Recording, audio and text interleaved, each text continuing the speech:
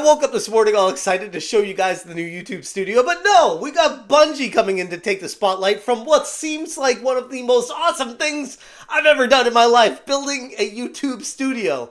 And I guess I'll give you guys a full tour eventually of it. And I do apologize if there's a little bit of an echo. I got more of these things coming in from Amazon, should be here later today, but I couldn't ignore this. This is one of the biggest stories of the year. Bungie cutting another 20% of their workforce, or at least close to, is it 17% or so, on top of a nearly 10% cut as of last year. What's going on, guys? Welcome to another episode of Smash JT. And Bungie, they go woke and they are headed for broke. Hit that subscribe, give me a like, and check out SmashJT.com for the full article breaking down how Bungie just seems like they can't do anything right. As of this video's recording, they have announced a near 20% layoff of employees, which amounts to 220 roles being eliminated from the company. And those of you that might not remember, Sony purchased Bungie in July of 2022 for $3.6 billion. And since they took the helm of ownership, they have done nothing but cut and gut and destroy what was once one of the greatest video game companies ever. Sony acquired Bungie in a move that aimed at integrating the studio's expertise in the PlayStation's ecosystem, competing against Microsoft's Xbox and the studio acquisitions that Microsoft had been doing on their end. It was made to bolster the portfolio of live service games and have a huge brand underneath the helm of PlayStation.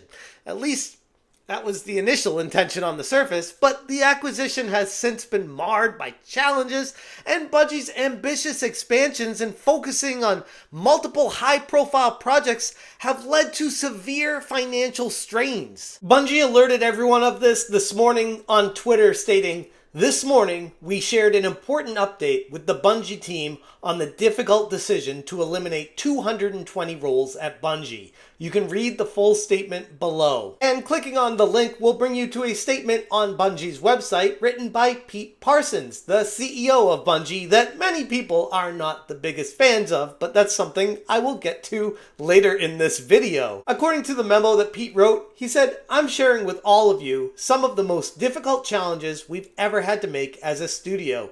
Due to rising costs of development and industry shifts, as well as enduring economic conditions, it has become clear that we need to make substantial changes to our cost structure and focus development efforts entirely on Destiny and Marathon.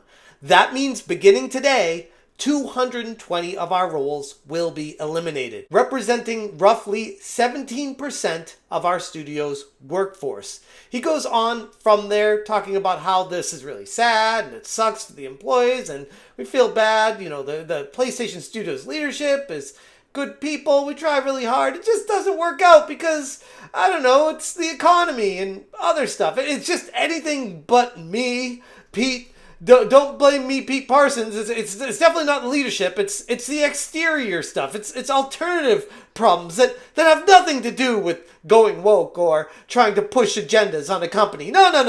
It has nothing to do with any of that. Please, look somewhere else. Not at the man behind the curtain. Now, on the surface, people might hear this and be like, oh, well, you know, it's the game industry, it's a downturn, and there are game companies everywhere laying people off. Why is it so bad when Bungie does it too? Well, specifically, if you've been following Bungie, these layoffs reflect a far deeper systematic issue within that company specifically. Bungie's recent struggles reveal a troubling pattern where poor leadership and misplaced priorities overshadow the critical task of sustainable business management. And while there have been a number of situations that you can point to with how Bungie has gone completely woke and how this is not the greatest direction for a company to go, the biggest one that stands out to me still is the whole post on X, which was being Latin A/E/O/X is more than just a location on a map. Just being Hispanic is more than the language we might speak. We are proud to introduce our newest idea, Latin at Bungie, which is not only just one of the cringiest things I've ever seen a video game company do in my life, but also extremely exclusive. This aimed to include Latina, E, O, and X's, and even the people that are Latino would look at this and say, we don't want the Latinx name. Stop doing this to us. And even got community noted on Twitter saying the term Latino and Hispanic should not be used interchangeably since their meanings describe qualities of two different populations that sometimes overlap and sometimes don't. Latinx is a term that most of the Latino population don't identify. They don't want this term used. It's being mandated and imposed on them, even though many of my Latino friends hear it and they say, hell no, you aren't going to bring that woke shit on us. We don't want anything to do with that. Bungie's focus on diversity and inclusion had been prominent throughout, evidenced by that tweet specifically, but like I said, many other situations as well where they really push forward this environment of inclusion. But something I've focused on this channel for a while now is every time a company tries to be inclusive, they end up excluding everybody else. Imagine working at this company and seeing that they're making this big push towards Latino and Latinx and Latino at Bungie. I'd be like, what about white dude at Bungie? Like, what about me? Where's my representation? It's just really weird.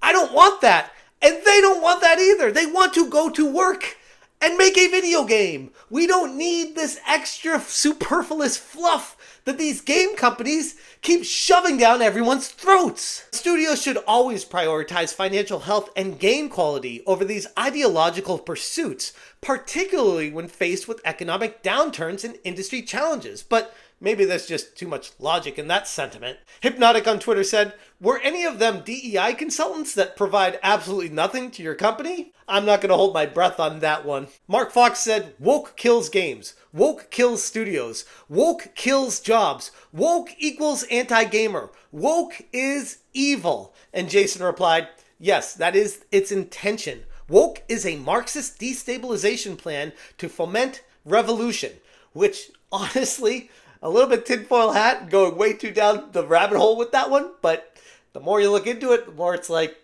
yeah. But here's the biggest problem with Bungie. The leadership. CEO Pete Parsons, who also went into protected mode like the little bitch he is right after announcing the layoffs, and the studio's operational realities have been completely insane and out of touch with reality. And shout out to Lock PSB who tagged me with Pete Parsons has spent $2.4 million on cars, trucks, and bikes on one single auction site since 2022. Since the Bungie layoffs in October 2023, he's spent around $500,000 on vehicles. But yeah, let's lay off these people that are making the games, the same people that are paying this guy's salary. Sam Bartley on Twitter said, coward, you did this. You chose this. I'm already listed as do not work with, and I don't care anymore. You lied to my face, straight to it. You also invited me to come see your new cars 2 days before you laid me off. 2 fucking days. Leave now. Madam Savvy on Twitter said, poor leadership ruins Western studios, but seldom is leadership ever held accountable. People end up with bonuses, while the ones actually making the game get terminated. Terminate leadership. No bonuses. If you have to let go of such a big chunk of staff, you, the people at top, deserve to be demoted or fired as well. Which is true, but we all know that's not how it works, unfortunately, when it comes to the corporate world. The bigwigs up top never seem to face any scrutiny. It's always the people that are working hard on making the games that are the first ones to be let go. And this, to me, is just the tip of the iceberg when it comes to Bungie and how they're handling their studio. It is one layoff after another, and the one that happened previously wasn't even a full year ago. It was October of 2023, and we're now in July of 2024. Haven't even hit the full year since they let go of the first near 10% of people, before they're letting go of another 20% or near 20% of people from the company that was supposed to be the beacon of hope coming from Sony. And all they've done is destroy and eliminate along the way. And honestly, they have no one to blame but themselves. But I don't want to come across as sounding ignorant to the fact that people are losing their jobs. I want to get across that this is frustrating to me because it doesn't have to be this way. It really doesn't. As long as you're hiring the right people, and the efforts going into HR is where it all begins, to make sure that it has nothing to do with diversity, equity, and inclusion. And at the end of the day, we go back to the whole point of making the games fun and focusing on the company caring about all the employees together, not separating and segregating and making exclusive groups for certain Latinos and Latinxes and whatever the hell they feel like, whatever direction the wind's blowing one way, and I don't know anymore. It's just so ultimately frustrating to me. Anyways, I'm going to leave it there. If you guys want more information, like I said, check out smashjt.com. Thank you guys so much for watching, and as always, you stay smashing. You know, we care a lot about our culture. We care a lot about who we are. Smash,